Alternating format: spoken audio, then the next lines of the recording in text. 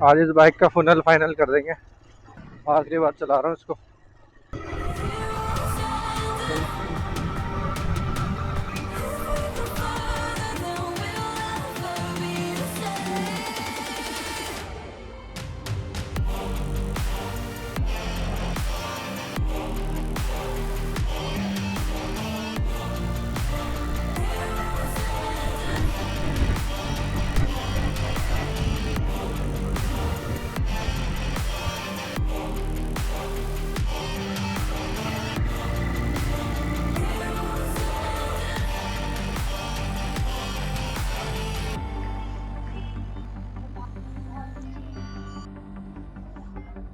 Finally हमारी TVS rider 125 एक major service हुई है। इसका केम शाफ्ट चेंज हुआ है और इसका ऑयल पंप चेंज हुआ है बाइक का, और एक दो चीज़ें और चेंज कराई है मैंने। जैसे अब मैंने इसकी क्लच प्लेट चेंज करा दी।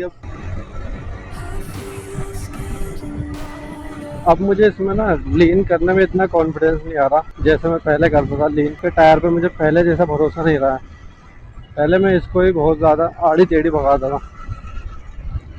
अब मुझे लगता है कि इसको सीधी सीधी चलानी चाहिए, क्योंकि इसकी जितने भी इंजन की कैपेसिटी थी मैंने सारी यूज़ कर ली है। 58,000 किलोमीटर रन कर दिया है। और देखें अब इसकी इंजन की परफॉर्मेंस की। जब से मैंने इसमें 40,000 किलोमीटर रन किया था उसके बाद से इसमें दिक्कतें आना शुरू हो गई थी। उससे पहले काफ़ी स्मूथ, मतलब चलती अब भी स्मूथ और बढ़िया है, पर यह है अब भी ये काम मांगती रहती है बीच बीच में, इंजन में काम कभी, और हर बार कोई नई दिक्कत निकलती है बाइक में। तो मुझे लगता है ये कम्यूटर सेगमेंट की बाइक है, और मैंने जो इसको यूज़ किया है एडवेंचर बाइक की तरह मैंने इसमें यूज़ कर लिया है। हालांकि ऐसा नहीं होना चाहिए था।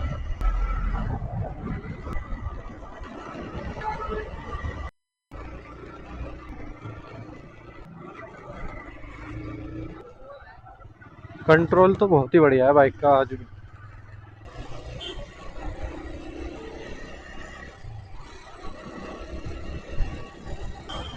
तो फाइनली मैंने अपनी टीवीएस राइडर को सेल कर दिया है।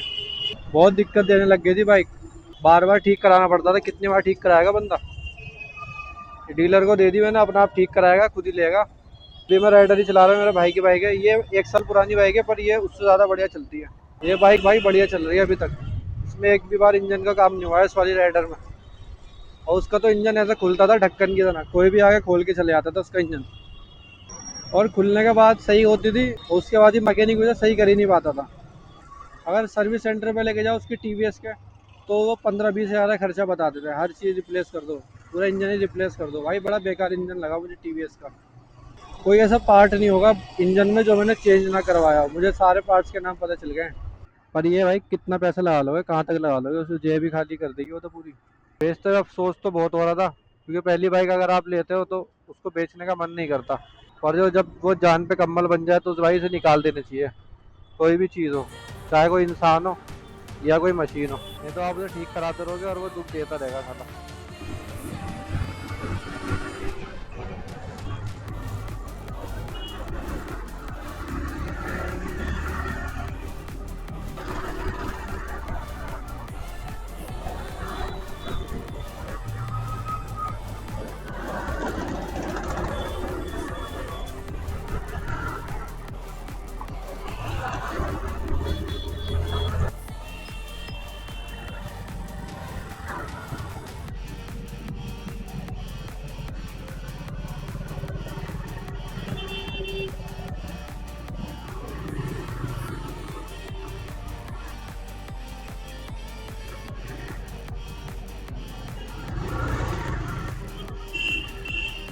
2 साल उसको चलाया मैंने, 2 ढाई साल।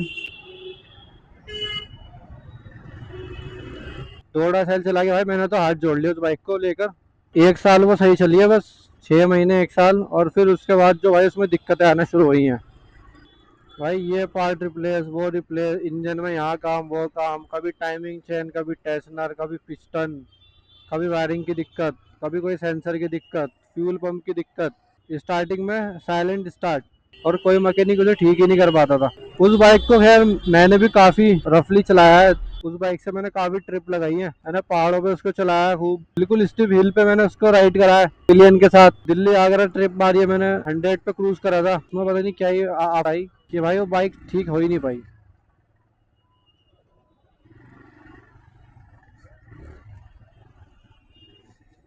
अब देखते हैं भाई, कोई दूसरी बाइक लेंगे। मैंने डीलर को दे दी, चाहता मैं तो किसी जानने वाले को भी दे सकता था, वो बढ़िया रेट पे जाती, और वो ये जानने वाले के साथ फिर मुझे स्कैम नहीं करना, फिर उसे भी बुरा लगेगा।